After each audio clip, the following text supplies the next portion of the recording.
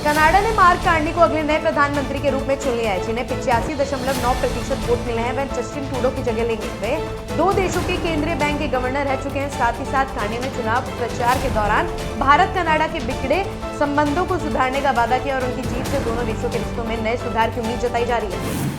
प्रधानमंत्री नरेंद्र मोदी के निमंत्रण पर न्यूजीलैंड के प्रधानमंत्री क्रिस्टोफर लक्सन 16 से 20 मार्च 2025 तक भारत की आधिकारिक यात्रा पर आएंगे। उनकी वर्तमान कार्यकाल में पहली भारत यात्रा होगी, जिसमें वे नई दिल्ली और मुंबई का दौरा करेंगे। 17 मार्च को प्रधानमंत्री लक्सन और प्रधानमंत्री मोदी भारत न्यूजीलैंड संबंधों के विभिन्न पहलुओं पर चर्चा भी करेंगे। नई शिक्षा नीति पर केंद्रीय शिक्षा मंत्री धर्मेंद्र प्रधान ने बयान दिया। उन्होंने 3 भाषाओं के विवाद पर डीएमके को घेरा और कहा कि वे तमिलनाडु के छात्रों का भविष्य बर्बाद कर रहे हैं। प्रधान ने आरोप लगाया कि डीएमके केवल राजनीति कर रही है और भाषा की बाधाएं खड़ी कर रही है।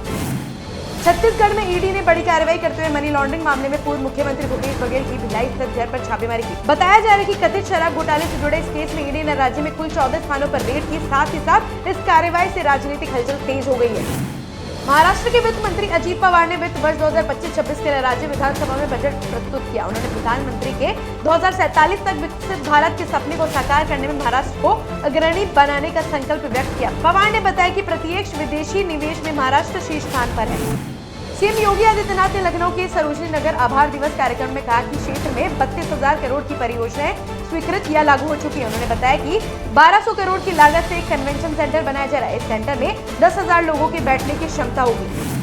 पटना में आरजेडी नेता तेजस्वी यादव ने भाजपा पर निशाना साधते हुए कहा कि उन्हें आरक्षण से कोई मतलब नहीं है। उन्होंने कहा कि कर्पूरी ठाकुर और लालू प्रसाद यादव के कार्यकाल में आरक्षण बढ़ा, लेकिन उसके बाद कोई बढ़ोतरी नहीं हुई। तेजस्वी ने दावा किया कि जब उनकी सरकार 17 महीनों तक थी तब ही आरक्षण बढ़ाया गया। उत्तराखंड के मुख्यमंत्री पुष्कर सिंह धामी ने 4 धाम यात्रा की तैयारी पर अधिकारियों के साथ समीक्षा बैठक की और इसे सुचारू व सुरक्षित बनाने के निर्देश दिए। उन्होंने कहा कि ये यात्रा राज्य की अर्थव्यवस्था की रीढ़ है और इसे सरल बनाना सरकार की प्राथमिकता है।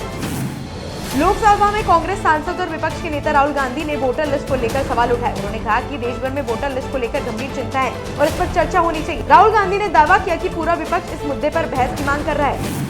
यूपी वित्त मंत्री सुरेश कुमार खन्ना ने कैबिनेट बैठक में घोषणा की कि सरकार ने गेहूं का न्यूनतम समर्थन मूल्य 2,425 क्विंटल तय किया है। उन्होंने बताया कि गेहूं की खरीद 17 मार्च 2025 से 15 जून 2025 तक होगी। इसके लिए लगभग 6,500 खरीद केंद्र स्थापित किए जाएंगे। सरकार के इस फैसले से किसानों को उनकी फसल का उचित मूल्य मिलने की उम्मीद है।